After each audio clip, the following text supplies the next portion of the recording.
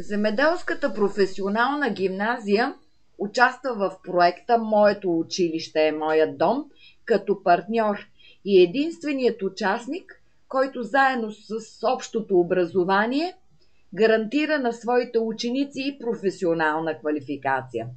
Въпреки различията между нас, различната социална среда, религии, психологически аспект, различния профил, проектът успя да сплоти всички участници. Различни в началото, в края ние станахме един отбор.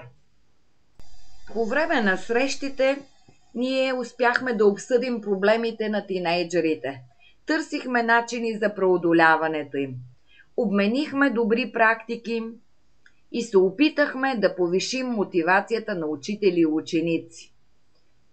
Разгледахме теми и обменихме добри практики, свързани с пълноценно използване на свободното време, с кариерата на учениците и учителите.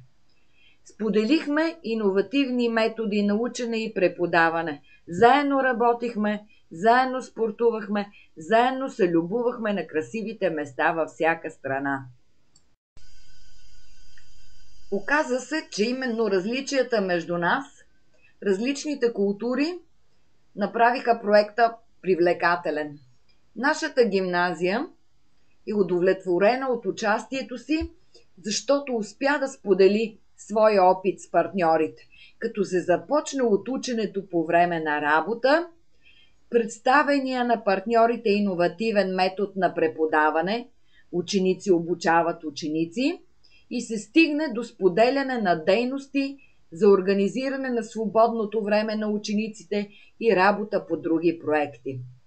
Удоволствие за нас бе и фактът, че училището беше домакин на среща по време на Цветница. На него партньорите успяха да усетят цветния колорит от професии, които събират на едно място най-хубавите неща на света. Цветятът, хлябът, виното, колите. Ние всички сме доволни от това, че съумяхме да изградиме композиция от мозайки, която ще остане като спомен от нашето партньорство.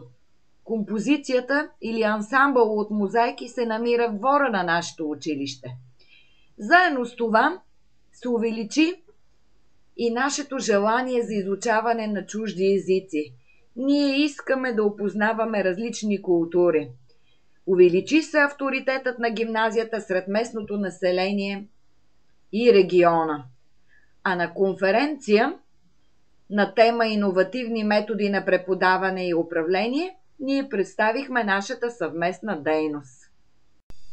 Всичко това, споделеният опит, наученото по време на 2-годишното партньорство, ще остави трайни следи не само в ума и в сърцето на всеки участник.